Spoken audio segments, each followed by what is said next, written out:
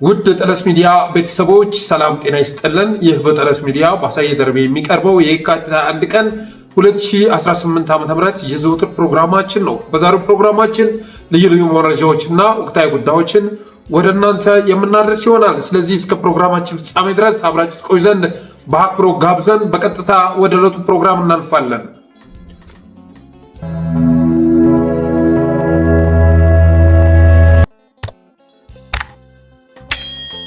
በትናንትናው ዕለት መደበኛ ፕሮግራማችንን አላቀረብንም ነበረ፣ በግል ችግር ምክንያት ማለት ነው። በመሆኑም በሰዓቱና በዕለቱ መደበኛ ፕሮግራማችንን ባለማቅረባችን ይቅርታ መጠየቅ እንወዳለን። ከዚያው ማስከተል ግን ባለፉት ጊዜያት በጠለስ ሚዲያ ስንዘምትባቸው የነበሩ ስብዕናዎች አሁን ላይ በትክክለኛ ማንነታቸው እየተገለጹ ይገኛሉ። ከፍ ከፍ ስናደርጋቸው የነበሩ ስናወድሳቸው የነበሩ ስብዕናዎች በዛው ከፍታቸው ሲቀጥሉ ችግራቸውን ተመልክተን አካሄዳቸውን ተረድተን ለእናንተ ለጠለስ ሚዲያ ታዳሚዎች አስቀድመን ይፋ ስናደርጋቸው የነበሩ ስብዕናዎች ደግሞ አሁን ላይ ጭቃ ውስጥ ገብተው ሲርመጠመጡ እየታዩ ይገኛሉ። በትናንትናው ዕለትም አንዱ በአማራ ፖለቲክስ ውስጥ ገዝፎ የኖረ ስብዕና ሰፊ የሆነ ዘመቻ ተከፍቶበት ነበር ማለት ይቻላል። ስም መጥራት ስለማንፈልግ ነው ባለፈው 5 ቪዲዮ የወረደው ስም በመጥራታችን የተነሳ ነው። ምንም እንኳን የመንግስት አመራር ቢሆንም እየተቸን ያለ ነው። አንድ ሰው ወደ መድረክ መጥቶ ሲናገር፣ ወደ ሚዲያ መጥቶ ሲናገር አጸፋ እንደሚያስተናግድ መረዳት መቻል አለበት። እሱ ይናገራል፣ አንተ ትክክለኛውን አጸፋ ስትሰጥ ደግሞ ፕራይቬሲ ምናምን ተነካ በሚል አስተሳሰብ ሪፖርት ያደርጋሉ። እና ግን የጠለስ ሚዲያ ታዳሚዎች ባለፉት ጊዜያት እነዚህ ሰዎች አካሄዳቸው ልክ አይደለም፣ የአማራ ትግል አጥፊዎች ናቸው፣ አሰላለፋቸው ከሌላ ጋር ነው፣ የእኛ ሰዎች አይደሉም በማለት ስንተቻቸው የነበሩ ሰዎች አሁን ላይ በግልጽ እንዳለው ሆነው ሲከሰቱ እያያችሁ ይመስለናል። በተረፈ የትግራይና የአማራ ህዝብ ግንኙነት መታደስ ተጀምሯል። በዚህ ጉዳይ ላይም በሰፊው ስንሰራበት ነበር። የትግራይና የአማራ ህዝብ ያን ያህል ቅራኔ ያላቸው ህዝቦች አይደሉም። በአንድ ሀገር ውስጥ ለ1000 ዓመታት መከራውንም ደስታውንም እየተጋሩ የኖሩ ህዝቦች ናቸው። ነገደ ዮቅጣን ናቸው። በብዙ ነገር የሚመሳሰሉ ህዝቦች ናቸው። ፖለቲከኞች ሆን ብለው አለያዩቸው እንጂ አማራና የትግራይ ህዝብ አብረው መስራት የሚችሉ ህዝቦች ናቸው በማለት በሰፊው ስንሰራበት ነበር። በብልጽግና የተጠመደውን ሴራም ይፋ ለማድረግ ስንሞክር ነበር። እና አብይ አህመድ ፈንጂ ወረዳ በመካከላችን አስቀምጠው ሊያባሉን ነው የሚፈልጉት። ስለዚህ ይህንን ነገር መራመድ መቻል አለብን። ጭራሽ አሁንማ ነፃ ቀጠና ሁሉ እኮ እያበጁ ነው። ነፃ ቀጠና ማለት ነው ኦህዴድ የራሱን ቀጠና ሰሜን ላይ እየዘረጋ ነው የሚገኘው። በወሎም በተመሳሳይ መልኩ በወልቃይትም ወሎ ላይ ለምሳሌ እንደምታዩት ነው ካርታው እንደምታዩት ነው። ወሎን ራሱን አስችለን ክልል እናደርጋለን፣ ሰሜን ኦሮሚያ እናደርጋለን እየተባለ ይገኛል።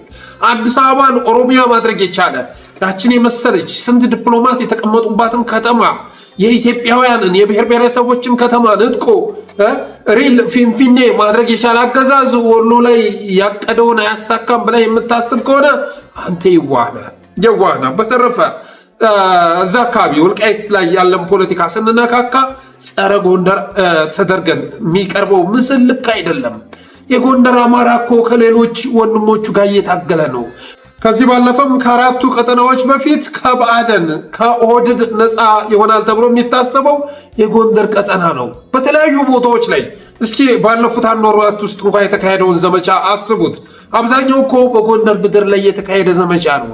እነዛን ኃይሎች ስንተች እንደውም የጎንደር አማራን ከጫና የማገላገል ስራ እየሰራን ነው። ከሴራ የማውጣት ስራ እየሰራን ነው። እንዴ የጎንደር አማራ አስተላለፉ ከአማራ ጋር ነው። ልጆቹንም ወደ ትግል አስገብቷል። እዛ ጋር ለኦህዴድ የተቀጠረ ቅጥረኛ ከትግራይ ጋር እያታኮሰው ሊኖር አይገባም።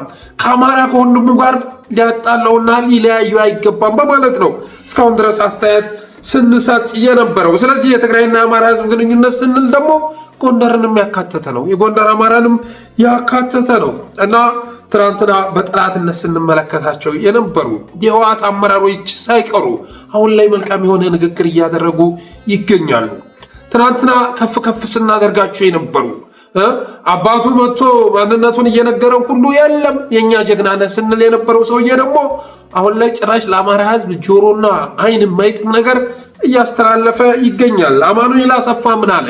ከሰሞኑን አማኑኤል አሰፋ ያኔ ከፕሪቶሪያ መልስ ፋኖ ላይ አብረን እንዝመት ተብለን ነበር፣ ግብዣውን አልተቀበልነውም እንጂ እንደዚህ አይነት ግብዣ ቀርቦልን ነበር በማለት ተናገረ።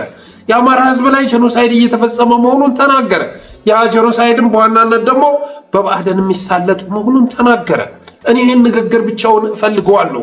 ልባቸው ምንም ሊሆን ይችላል፣ ተግባራቸው ምንም ሊሆን ይችላል። ዛሬ በንግግር ደረጃ መግባባት ከጀመርን ግን ነገ በተግባር የማንግባባበት ሁኔታ ሊኖር አይችልም። ዛሬ በንግግር ደረጃ መግባባት ከቻል፣ ትናንትና እኮ እርስ በርስ ስንተቻች ስንዘላለፍ ነበር አይደለ? ዛሬ እንደዚህ አይነት መልካም ንግግር ከመጣ ነገ ደግሞ በተግባር መገለጹ የሚቀር አይደለም። ደብረ ጽዮንም እንደዚሁ በትናንትናው ዕለት በተደረገው ሰልፍ ላይ አማራን ሲያመሰግን ተሰምቷል። በትርጉም የተለያዩ ሚዲያዎች ላይ ስለተተረጎመ ትግረኛ እንትኑን አምጥቶ እዚህ ማቅረብ አስፈላጊ አይመስለኝም። ሰላማዊ ሰልፍ ላይ የትግራይና የአማራ ህዝብ ወዳጅነት በጄኖሳይደሮች ሴራ አይናጋም ተብሏል። ሰላማዊ ሰልፍ ላይ የትግራይና የአማራ ህዝብ ወዳጅነት በጄኖሳይደሮች ሴራ አይናጋም። ከወራት በፊት የአማራና የትግራይ ፎረም የሚል ባነርና አረንጓዴ፣ ቢጫ፣ ቀይ ባንዲራ ይዘው የወጡ ልጆች መታሰራቸው ተሰምቶ ነበር።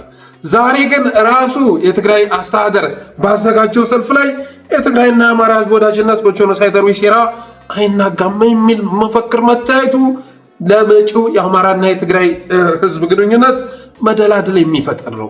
ኦሮማራ የሚል አደረጃጀት እኮ የተፈጠረው፣ አውዳሚ አደረጃጀት የተፈጠረው እኮ በአንድ ወቅት ጎንደር ላይ በወጣች መፈክር እኮ ነው። በኦሮሞ ምድር የሚፈሰው ደም የኔም ደም ነው የሚል መፈክር መውጣቱ ብዙ ነገር አምጥቷል። የስርዓት ለውጥ እንዲመጣ አድርጓል። የአማራና የኦሮሞን ህዝብ አስተሳስሯል እና ያንን አጋጣሚ በመጠቀም ኦህዴድ ወደ ስልጣን መምጣቱ የሚዘነጋ አይደለም። ስለዚህ የኛውም ብዙ ለውጥ ያመጣል ብዬ አስባለሁ። በተረፈ ግን አሁን እየታየ ያለው ነገር የጥረታችን ውጤት ነው። ነገ ደግሞ አለታዊ የሆነ ነገር ሊታይ ይችላል፣ አይታወቅም እኮ። ህወሓት የሚባለው ድርጅት ያን ያህል እንደዚህ ነው ብላችሁ ድፋይን የምታደርጉት ድርጅት አይደለም። ብዙ ጊዜ የተሳሳቱ ካልኩሌሽኖችን ተግባራዊ በማድረግ የሚታወቅ ድርጅት ነው። ነገ ብዙ ነገር ሊያበላሽ ይችላል። ከኛ የሚጠበቀው ግን ህዝብ ለህዝብ ግንኙነቱ ወደ ተሻለ ደረጃ እንዲሸጋገር ጫና ማድረግ ነው እና እስካሁን ድረስ እንሰራበት የነበረው ነገር አሁን ላይ ፍሬ ማፍራት በመጀመሩ ደስ ብሎናል። ትናንትና እንዴ እየተባለ ስትከራከሩላቸው የነበሩ ጀግኖች ስትሏቸው የነበሩ የለም እነዚህን ሰዎች እኮ በመጽሐፍ ጽፈንላቸው ነበር፣ አሁን ላይ ሌላ ሰዎች ሆነዋል ስንላቸው የነበሩ ደግሞ ባልናቸው ማንነት እየተገለጹ መሆናችን የጠለስ ሚዲያ የእስካሁኑ አካሄድ በሙሉ ትክክል መሆኑን ያሳየ ነው።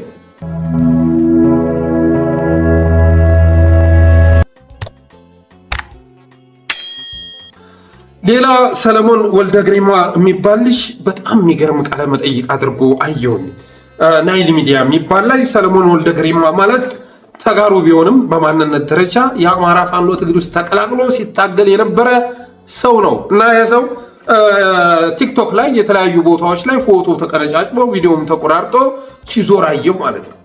እና ባለፉት ጊዜያት አፋብን ውስጥ ሲታገል የነበረ የአፋብን አመራር የነበረው ሰለሞን ወልደ ገሪማ ወደ መቀሌ ሄዶ ቃለመጠይቅ አድርጓል። ምን ሊሰራ ሄደ በሚለው ጉዳይ ላይ የብልጽግና ጉጅሌዎች ፎቶውን ሲቀባበሉ ታየው እና ማታ ቃለመጠይቁን ከፈትኩት ማለት ነው። ሌሊቱ ከተጋመሰ በኋላ ነበር የከፈትኩት። ሳልጨርሰው ግን አልተኛውም። የመጨረሻ የአእምሮ ንጽህና፣ የልቡ ንጽህና እንዴት እንደሚመስጥ የምር በጣም ላደንቆ እወዳለሁኝ። ሰለሞን ወልደ ገሪማ ያለህን ስብዕና ማድነቅ እወዳለሁኝ እና በብልጽግና ጊዜ ከ8 ጊዜ በላይ ታስሮ ነበር። አይ ቲንክ አባ ሳሙኤልም ውስጥ የነበረ ይመስለኛል። አብረን ታስረን የነበረ ይመስለኛል። አባ ሳሙኤል እስር ቤት ውስጥ ስለ ወልቃይት የሰጠው መልስ፣ ስለ ወልቃይት ተጠይቆ ነበር። ጋዜጠኛዋ ወጥመድ ስታጠምድ ነበር። ያንን ወጥመድ ሲሻገር የነበረበት መንገድ በእጅጉ ይመስጣል። አንዳንዶቹ ትግራይ ላይ ሆኖ ወልቃይት የማን ነው ሲባል የአማራ ምናምን ብሎ እንዲናገር ይፈልጋሉ። ግን ተገቢውን መልስ ሰጥተሃል ብዬ አስባለሁ። ተገቢ መልስ ብቻ አይደለም፣ አስተሳሰብህም እንደዛ መሆኑን ተረድቻለሁ። ለአማራ ኬዝ ያለ ታማኝነት በእጅጉ ይገርማል። ለአማራ ህዝብ ያለው ታማኝነት፣ ለአማራ ኬዝ ያለው ታማኝነት፣ ለአማራ ህዝብ እና ክልል ያለው አስተያየት በጣም አስገርሞኛል። የመጨረሻ ነው የገረመኝ በትግል ውስጥ ያሳየው ጽናት። በወቅቱ ከእስር ቤት ከተወጣ በኋላ ብዙ ጉዳት፣ ጥርሱ ሁሉ ተሸራርፎ ጥርሱን ሰብረውት ምናምን ነው የወጣው እና ያንን ጉዳት አስተናግዶ በቃ አማራ ክልል ሂጄ መታከል አለብኝ ብሎ እስር ቤት አብረው ከነበሩ አማራዎች ጋር ሸዋ አካባቢ ይንቀሳቀሱ ስለነበር ወደዛ ሄደ። እዛ ከሄደ በኋላ ግን ከሆነ ጊዜ በኋላ ላይ እነሱን አምኖ የሄደባቸው ግለሰቦች እንደወነጀሉ ሲናገር ነበር። እንደፈሩት እንደተጠራጠሩት ሲናገር ነበር። ያንንም ሁኔታ ያለፈበት ጉዳይ በእጅጉ ያስገርማል። ምን አልኩት አለ፣ እሱን ተከትዬ ነው ሄድኩት እና በወቅቱ ሲጠራጠረኝ ተረዳሁት አለ።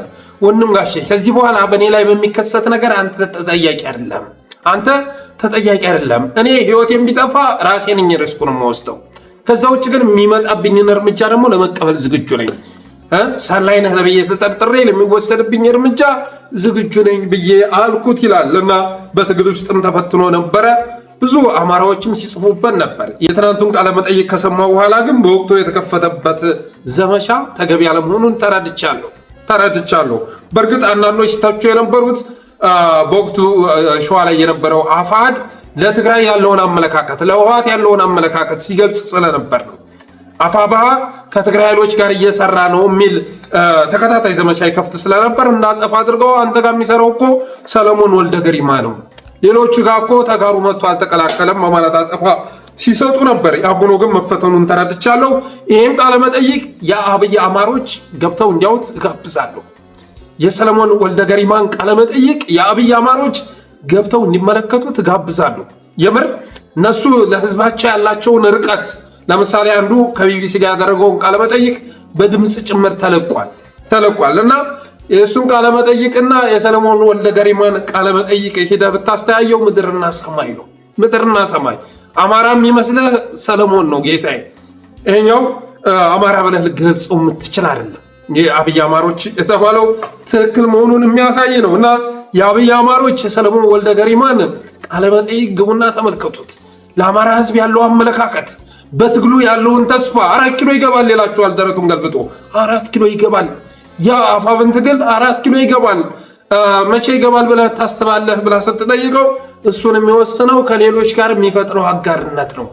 ከሌሎች ጋር አጋር መፍጠር ከቻለ 4 ኪሎ የሚገባበትንም ፍጥነትም መስዋዕትነቱንም ማሻሻል ይችላል። መስዋዕትነትም በትንሽ መስዋዕትነት እና በአጭር ጊዜ ውስጥ 4 ኪሎ ሊገባ ይችላል። ከዛ ውጭ ግን ብቻውን ታግሎም 4 ኪሎ መግባቱ አይቀርም። ምክንያቱም ስልጣን ላይ ያለው አገዛዝ በራሱ ጊዜ ራሱ መወገዱ የሚቀር አይደለም።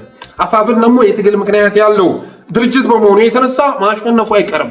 ምናልባት ግን ብቻውን ተገንጥሎ የሚታገል ከሆነ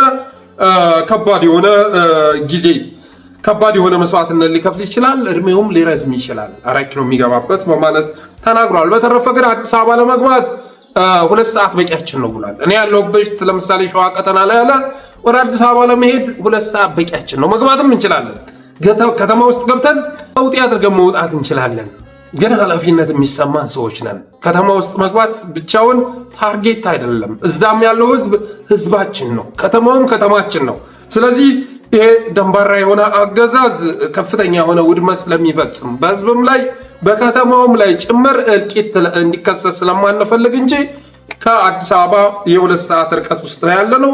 ሌሊት ላይ ሹልክ ብለን ገብተን ብዙ ነገር ሰርተን መውጣት እንችላለን በማለት ሲናገር ነበር። እስቲ ቀንጨብ አድርገን ሰምተነው እንመለስ። ብዙ የአማራ ተወላጆች በብሔራቸው ምክንያት የታሰሩ ስለነበሩ ከነ ክርስቲያን ታደለ፣ ከነ ዶክተር ደሳለኝ ጫኔ፣ ከነ በቃል አላምሮ ሁሉም እዛ እስረኞች የነበሩ አብረን ስለነበር ሐሳባቸው ሲሰማው እኔ የምደግፈው ትግል ነው። ምክንያት አላቸው እነዚህ ሰዎች። አብራ ጎዳና ወደ እስር ቤት ከአዲስ አበባ ወደ አዋሽ ሲሄድ አብራ ጎዳና የምትባላለች በውልንጭትና በመተሐራ መካከል የምትገኝ አቃታለች ከተማ ፈርሳ ሙሉ ፈርሳ አንድ ሰው የለም። ምን ሆነ ይሄን ከተማ ስል ያ አማራ እንደ አማራ በብሔር ምክንያት አጥፍተውት አብራ ጎዳና አማራ ክልል ሰሜን ሸዋ ዞን ምንጃር ሸንኮራ ወረዳ አብራ ጎዳና የምትባል የነበረችው ከተማ ፈንታሌ ዞን ኦሮሚያ ክልል ፈንታሌ ዞን ቆርኪ ተብሎ ታፔላ ተሰቅሎበታል። የራያና የወልቃይት ጉዳይ እንዴት ይስታረቃል ካልሽኝ አንተስ እንዴት ትላለህ? እንዴት ነው ራያና ወልቃይት የማን ነው ካልሽኝ፣ በነገራችን ላይ የብሔር ፖለቲካ አንድም ቀን እኔ ወልቃይት የአማራ ነው የትግራይ ነው ብዬ አላውቅም በህይወቴ። አንድም ቀን አዲስ አበባ የኦሮሞ ነው ምናምን ነው ብዬ አላውቅም። ሁሉም የጻፍኩትን ውስጥ ስላለ ፐርሲስተንት ነኝ። የብሔር ፖለቲካ ፌል አድርገዋል። አሁን የምናገረው አማራ ፋኖ ብሔራዊ ንቅናቄ 4 ኪሎ ይገባል። በቅርብ ጊዜያት ማለት ትችላለህ? የጊዜው ጉዳይ ማነስና ማጠር፣ የመስዋዕትነት መብዛትና ማነስ ከሌሎች ግንባር በምናደርገው ጥምረት ይወሰናል። ስለዚህ 4 እንኳን ከአማራ ፋኖ ብሔራዊ ንቅናቄ ባይተባበሩ አማራ ፋኖ ብሔራዊ ንቅናቄ ግን 4 ኪሎ 100% ይገባል። እንደሰማችሁት ነው እንግዲህ ሰሌ የተናገረውን ነገር። የትግራይና የአማራ ፎረምም መመስረት እንዳለበት ገልጿል። የህዝብ ለህዝብ ግንኙነት መጠናከር አለበት ብሏል። ይሄ በጣም ሊስፋፋ የሚገባ ተሞክሮ ነው። አዎ የትግራይና የአማራ ህዝብ የህዝብ ለህዝብ ግንኙነት ሊጠናከር ይገባል። ፎረሙ ሊመሰረት ይገባል። በሆነ ሰዓት ላይ ታስረው የነበሩ ወጣቶችም ሊፈቱ ይገባል። በተረፈ ግን ትናንት በተደረገው ሰልፍ ላይ የወጣው ባንዲራ ደግሞ ዘግናኝ ነው። ቢያንስ እንኳ የራሳችን ባንዲራ የምትሉትን ኮከብ ያለበትን እንኳ ይዛችሁ ብትወጡ አንድ እርምጃ ወደፊት እንደመጣችሁ የሚያሳይ ነው እና አሁን ላይ የሚጠቅመው የተገንጣይነት ተለይቶ ማሰብ ምናምን አይደለም። አሁን ላይ የሚጠቅመው ከሌሎች ጋር ሼር መደራረጉ ነው የሚጠቅመው። ከሌሎች ጋር አብሬ እታገላለሁ፣ እናንተንም ሀሳብ ለሌሎች ማከፋፈል፣ የሌሎችንም ሀሳብ መጋራት፣ የጋራ የሆነ ነገር ማፍራት ነው የሚጠቅመው እና ሙሉ ቃለ መጠይቁን ገብታችሁ እንድትመለከቱ ትጋብዛለሁ። ሙሉ ለሙሉ በሚባል መልኩ እኔ ቃለ መጠይቁ መስጦኝ ነው ያዳመጥኩት። በዚህ ልክ ለአማራ ትግል የሚጨነቅ በዚህ ልክ ጀግንነት የተሰጠው አማራ ህዝብ ውስጥ ገብቼ እታገላለሁ የሚል አስባችሁታል? በወቅቱ እኮ የትግራይና የአማራ መካከል በክልሉም በህዝቡ መካከል ፍጥጫ የነበረበት ሰዓት ነው። አማራዎችን አምኖ ለትግል መግባቱ አማራ ጋር ታገዬ አሸናፊ ሆናለሁ ብሎ ማሰቡ በራሱ አስገርሞኛል እና ሰለሞን ወልደ ገሪማ በርታ፣ ተስፋ እንዳትቆርጥ፣ በየትኛው ምክንያት ቢሆን ከዚህ አስተሳሰብህ እንዳትወርድ ማለት እፈልጋለሁ።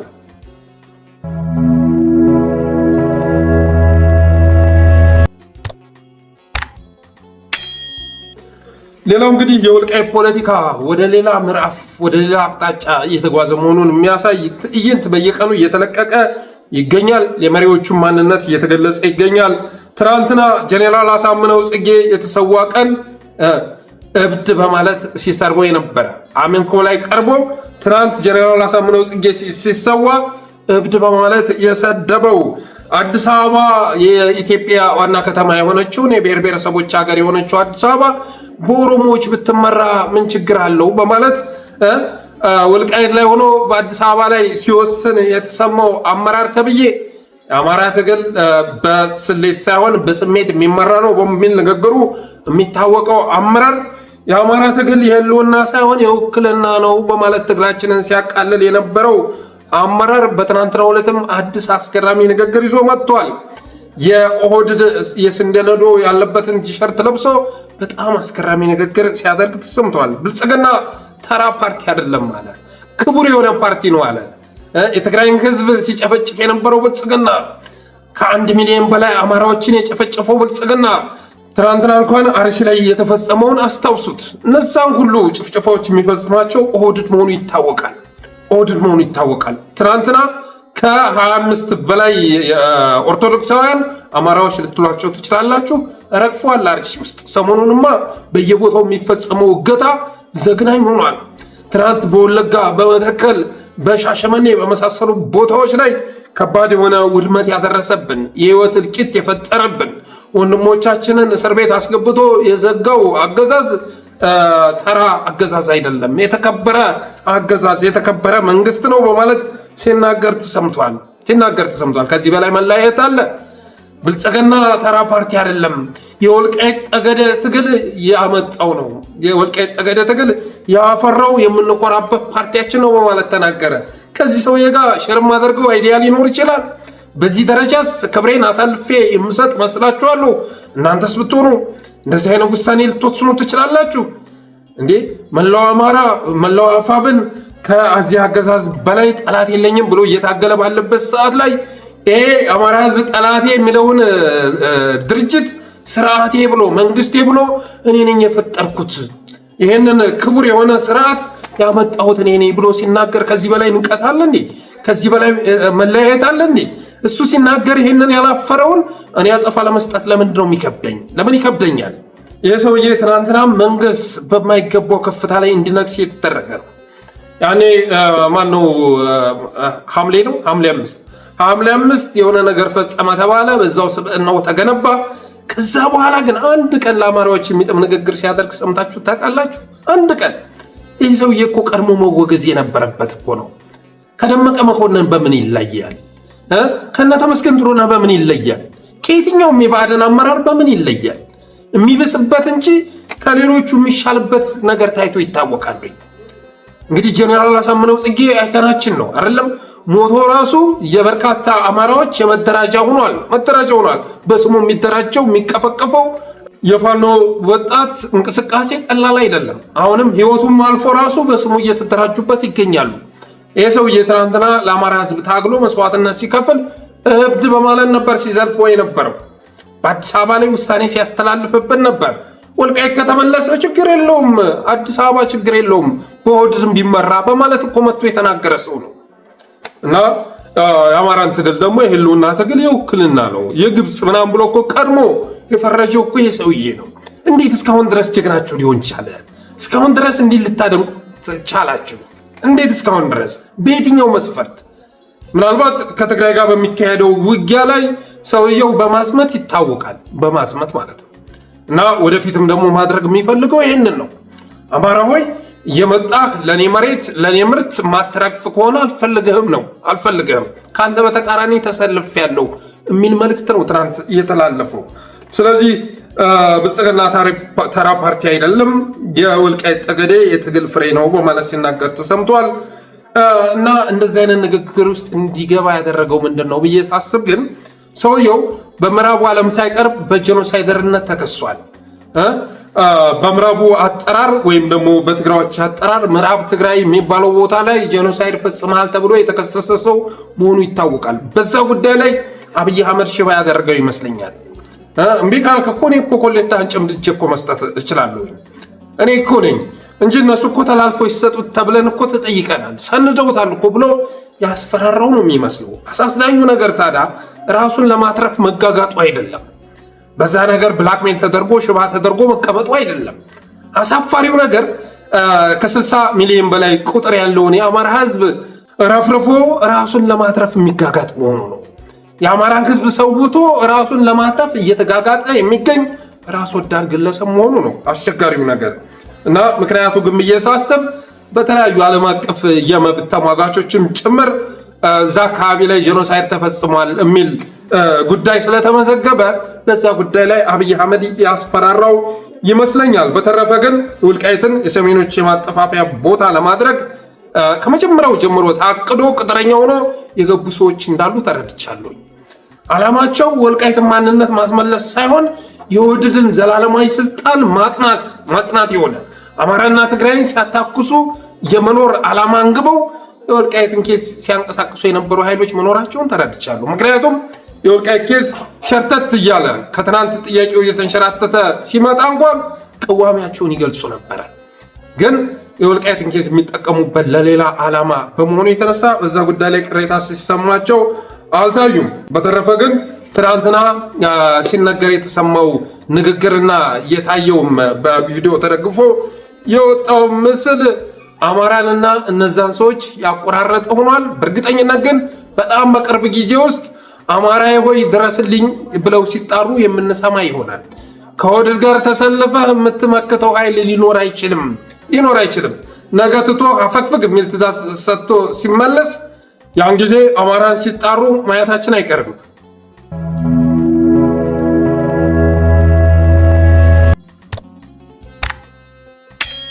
ሌላኛው ርዕስ የእስራኤልና ኢራንን እንዲሁም የአሜሪካና ኢራንን ጦርነት ይመለከታል። በእስራኤልና ኢራን መካከል ጦርነት ተቀስቅሷል። አሜሪካም እየተሳተፈች ትገኛለች። የጦርነቱ ስፋት ግን ሌሎች ሀገራትንም ጭምር ያካተተ ሆኗል። እንግዲህ ዩናይትድ አረብ ኤምሬትስም ዛሬ መቅመሷ ተሰምቷል። ባለፉት ጊዜያት ከአብይ አህመድ ጀርባ ተሰልፋ ኢትዮጵያን ስታፈራረስ የነበረችው የኢትዮጵያን ምድር በደም እንድርስ ስታደርግ የነበረችው ዩናይትድ አረብ ኤምሬትስ ዛሬ በኢራን ሚሳኤል መመታቷ ተሰምቷል። ኳታርም ላይ እንደዚሁ ጥቃት መፈጸሙ እየተዘገበ ይገኛል። ይህን ተከትሎ እንግዲህ አብይ አህመድ ይህን ጦርነት ሲጠብቅ ነበር እየተባለ በሰፊው ሲወራ ነበር። አብይ አህመድ የኢራንና እስራኤል ወይም ደግሞ የኢራንና አሜሪካ ጦርነት የሚጀምርበትን ጊዜ እየጠበቀ ይገኛል። ባህር በር ለማስመለስ ወደ ኤርትራ ለመተኮስ እየተባለ ሲነገር ከርሟል። ስለዚህ አብይ አህመድ ጦርነት ይገባል ወይንስ ባህር በር እያለ ሲያቅራራ ይኖራል የሚለው ጉዳይ ዛሬና ነገ የሚታይ ይሆናል። አጋጣሚውን ተጠቅሞ ይተኩሳል ወይስ ባህር በርን የሚጠቀምበት ለማደናገር ነው፣ ምርጫ እስኪደርስ ድረስ ነው የሚለው ጉዳይ መልስ የሚያገኝ ይሆናል። በተረፈ ግን ወደ ሰሜን የተጠጋው የአብይ አህመድ ሰራዊት እየከዳ መሆኑ ተሰምቷል። ከርቶ ወደ ኤርትራም ወደ ትግራይም እየገባ መሆኑ ተሰምቷል። አብይ አህመድ ወደ ድንበር ያስጠጋው ሰራዊት ባለፉት 6 ዓመታት ውስጥ በጦርነት ፍዳውን ሲበላ የከረመ በመሆኑ የተነሳ ብሎም ደግሞ የትግል ምክንያት ሳያነግብ መሪዎችን ትእዛዝ ተቀብሎ ብቻ ወደ ጦርነት የሚገባ በመሆኑ የተነሳ ህይወቱን ለማትረፍ ወደ ኤርትራም ወደ ትግራይም እየሸሸ መሆኑ ተሰምቷል። እየከዳ መሆኑ ተሰምቷል። አብይ አህመድ ወደ አዘርባይጃን ሄዶ አዳዲስ መሳሪያ ሸምቶ መምጣቱም ለጠለስ የደረሰው መረጃ ያመለክታል። ከዚህ በፊት በ3 መርከብ ተጭኖ ሲመጣ እነዛ መርከቦች በማዕበል ተገፍተው የኤርትራ የባህር ክልል ውስጥ በመግባታቸው የተነሳ ኤርትራም 3ቱን መርከቦች አፈፍ አድርጋ 3 መርከብ ሙሉ መሳሪያ መረከቧ የሚዘነጋ አይደለም። ያም መሳሪያ የተገዛው በተመስገን ጥሩነህ በኩል መሆኑ የሚታወቅ ነው። አብይ አህመድ አሁን ላይ ሰሜኖችን ሊያቆም የሚችል መሳሪያ እፈልጋለሁ እየመጡበት መሆኑን ተረድቷል። ያለ የሌለ ኃይል ተሰባስቦ እየመጣ መሆኑን ስለተገነዘበ እነሱን የሚያቆም አዳዲስ መሳሪያ እፈልጋለሁ ራሴ እጄ እመርጣለሁ ብሎ አሁን ላይ ሄዶ ግዢ ፈጽሞ መምጣቱ ተሰምቷል። እና ጦርነቱ አይቀሬ ይሆናል። እሱ ይጀምረዋል፣ እሱ ይገባል ወይስ እነሱ የሚለው ጉዳይ ነው እንጂ መልስ ያላገኘው አብይ አህመድ ቢተወው ራሱ ያኛው ኃይል መምጣቱ የሚቀር አይደለም። አብይም ሰራዊቱን ወደዛ ያስጠጋው ለዛ ነው። ሰሜን ላይ ገብቶ ካለቀ ደግሞ ታላቋን ኦሮሚያ ነፃ የሚያወጣ ሰራዊት ስለሚያስፈልግ 1 ሚሊዮን ሚሊሻ መመልመል ያስፈልጋል ብሎ በሰፊው እየሰራ መሆኑ ይታወቃል። እና አብይ አህመድ የኦሮሚያ ሪፐብሊክ አጀንዳ ሲንቀሳቀስ በየቦታው እገታ ይፋፋማል፣ በየቦታው ጭፍጨፋ ይስፋፋል።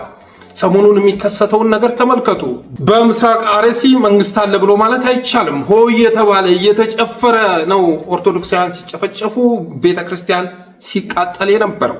በነገራችን ላይ አሁን ላይ በምስራቅ አርሲ ለተፈጸመው ጥቃት ተጠያቂው የሃይማኖት ተቋማት ጉባኤ በሚል ስም ራሱን የሚጠራ ስብስብ ነው።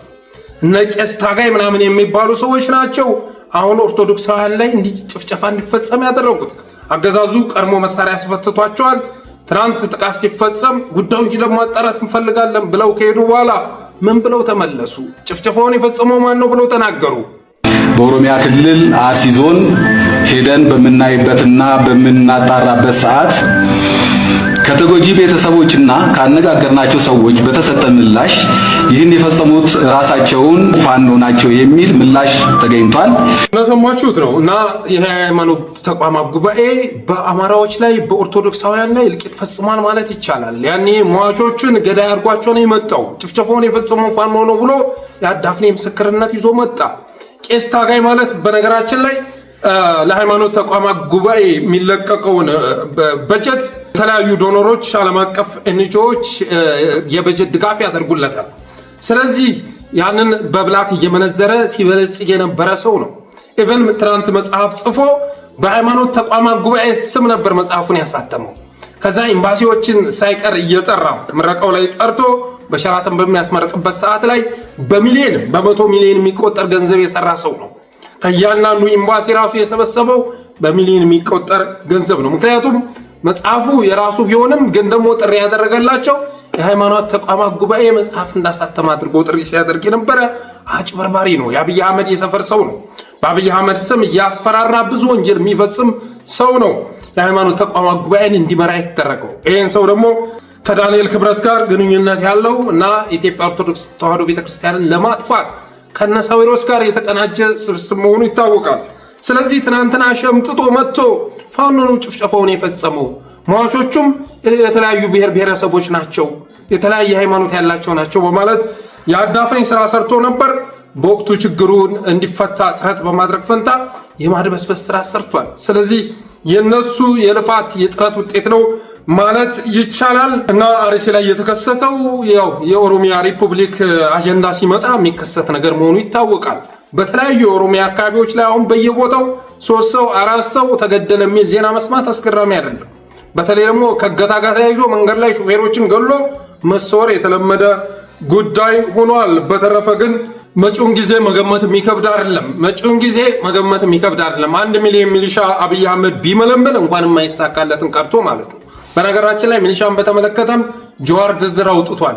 በአጭር ጊዜ ውስጥ የረገፈ ሚሊሻ ቁጥር 0 ቁጥር የለውም እና አባትና ልጅን የማገዳደር ስራ እየሰራ ነው። ይሄ የተለየ ተልዕኮ አንግቦ ወደ ስልጣን የመጣ ቅንጣት ታክል አንዳንድ ጊዜ ኦሮሞማ ብሎ እኮ አብይ አህመድን መግለጽ አይቻልም። እንደዛ ብላችሁ ልገልጹት የምችሉ ሰው አይደለም። በተለይ ደግሞ ከኤፒስቴም ፋይል ጋር ተያይዞ ብዙ ነገር እየወጣ ይገኛል። የአብይ አህመድ የኖቤል ሽልማት እዛ ላይ ምስራቅ አፍሪካ ላይ ለምሳሌ ሽምግልናው ውስጥ አብይን ያካተተው ሰው የኤፒስቴን ደንበኛ እንደሆነ ተረጋግጧል። አብይ አህመድ የኢኮኖሚ አማካሪ አድርጎ ያስቀመጠው የቶኒ ብሌየር ተቋም ቶኒ ብሌየር መሰለኝ እንደዚሁ ከኤፒስቴን ጋር ግንኙነት አለው። ቢል ጌትስ የምታውቁት ነው።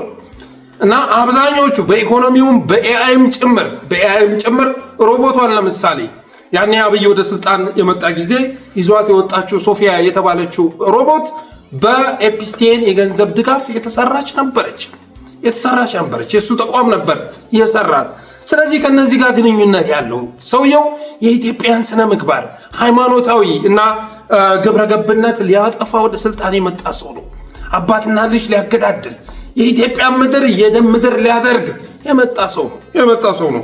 ስለዚህ እስካሁን ባለው ሁኔታ ይሄ ነገር ተሳክቶለታል ማለት ይቻላል። ወደፊትም በኢትዮጵያ ውስጥ ደም ማፋሰስ ማስከተሉ የሚቀር ባይሆንም የአብይ አህመድ እድሜ ግን እየተጠናቀቀ ነው። ያለ ጥርጥር ነገር አለው እየተጠናቀቀ ነው። ዛሬ በየሚዲያው የምትሰማቸው መልካም ንግግሮች ዝም ብለው የመጡ አይደሉም። በየሚዲያው የሚሰሙት መልካም ንግግሮች ዝም ብለው የመጡ አይደሉም። ጌታዬ መጪውን ጊዜ የሚያመላክቱ ናቸው። በአጭር ጊዜ ውስጥ ደግሞ ኢትዮጵያን ከአብይ አህመድ መዳፍ መንግገው የሚያወጡ አደረጃጀቶችን ማየታችን አይቀርም። ምክንያቱም አብይ አህመድን ለማስወገድ በጣም ቀላል ነገር የሚያደርገው ምንድነው? ህዝብ ከሱ ጋር አይደለም ያለው። የህዝብ አሰላለፍ ከአብይ ጋር አይደለም ያለው። በእርግጠኝነት ሌሎች ኃይሎች ተሰባስበው በመምጣት በጀመሩ ቅጽበት የኢትዮጵያ ህዝብ ያምጻል። ደቡቡ መሮታል፣ ኦሮሞ መሮታል፣ ትግራይ መሮታል፣ አማራ መሮታል። ያልመረረው ክልል ልታገኝ አትችልም። የአዲስ አበባ ህዝብ ተንገፍግፏል። ጌታዬ ተንገፍግፏል። በቅንጦት ፕሮጀክት በጀቱን ፈሰስ የሚያደርገው አገዛዝ ለአዲስ አበባ ህዝብ አንድ እንኳን የስራ ዕድል ፈጥሮ አያውቅም። አንድ የኮሪደር ልማት ላይ ስራ ዕድል ሲፈጥርላቸው የነበሩ ከገጠር አምጥቶ ለዲሞግራፊ ለውጥ ያስገባቸው ናቸው። የአዲስ አበባ ልጅ ፈቃጅ የለውም። አንድ መስሪያ ቤት ውስጥ ገብቶ ተወዳድሮ ማለፍ አይችልም። የአዲስ አበባ ልጅ እንደውም ተሳዳጅ ነው። በየእስር ቤቱ ነው ልታገኙት የምትችሉት። ከዚህ ባለፈ ግን የአብይ አህመድ ፕሮጀክቶች እንደምታዩቸው ናቸው። እንኳን በታሪክ ስሙን ሊያስወሱ ይቅርና አሁን እንኳ ከሱ በፊት አገዛዙ ስልጣን ላይ ባለበት ሰዓት ላይ አብዛኞቹ እየተበላሹ ይገኛሉ። ይሄ የምታዩት የወንዝ ዳርቻ ፕሮጀክት ነው። በቢሊዮን የሚቆጠር ብር ፈሰስ ተደርጎበታል። እንኳን ሄዳችሁ ልትዝናኑ ይቅርና ሽታው ራሱ አያሳልፍም ነው የሚባለው። ሽታው ራሱ አያሳልፍም። በአብይ አህመድ የወንዝ ዳር ፕሮጀክት አካባቢ ላይ ከሄዳችሁ አስም ተይዛችሁ ወይ ጉንፋን ተይዛችሁ ነው የምትመለሱት። ይህን ለመፍጠር ግን በቢሊዮን የሚቆጠር ብር ፈሰስ ተደርጓል። እና አብይ አህመድ እንደው ልፋ ሲለው እንጂ ማለት ስም የሚወሳባቸው ይሆናሉ ብሎ የሰራቸው ፕሮጀክቶች እሱ ስልጣን ላይ ያለ ራሱ እየፈራረሱ ይገኛሉ። የሰቀላቸው መብራቶች ነገ በእድሜ ብዛት የሚቃጠሉ ናቸው። ሁሉም ነገር ኮስሞቲክስ በመሆኑ የተነሳ አብይ አህመድ ስሙ በእነዚህ ፕሮጀክቶች ይታወሳል ተብሎ አይታሰብም። ከዛ ይልቅ አብይ ሊታወስ የሚችለው በኢትዮጵያውያን ላይ ባደረሰው ጭፍጨፋ ነው። በኢትዮጵያውያን ላይ በፈጠረው እልቂት ነው ማለት ወዳለው። በመጨረሻም አፋብን በድል የተንበሻበሸበት ዕለት ሆኗል የዛሬው ቀን። በተለይ ደግሞ በጎጃም እና በወሎ ቀጠናዎች ከፍተኛ የሆነ ድል ማስመዝገቡ ተሰምቷል። በደቡብ ወሎ በተንታና መቅደላ ላይ ከባድ ውጊያ አካሂዶ ከተሞችን ገቢ ሲያደርግ የአገዛዙ አድማ በታኝና ሚኒሻን መደምሰሱ ማካተሙ ተሰምቷል። በምርኮም ገቢ የተደረገ ቁጥሩ በጣም በርካታ መሆኑን ለጠለስ ሚዲያ የደረሰው መረጃ ያመለክታል።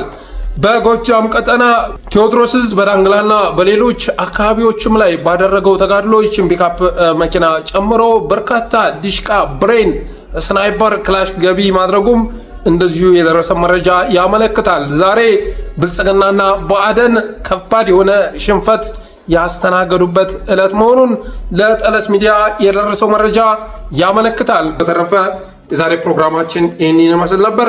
አብራችሁን ስለቆያችሁ እናመሰግናለን። ሰብስክራይብ አድርጎ በማለት የዛሬ ፕሮግራማችን እንቋጫለን። ክበሩልን።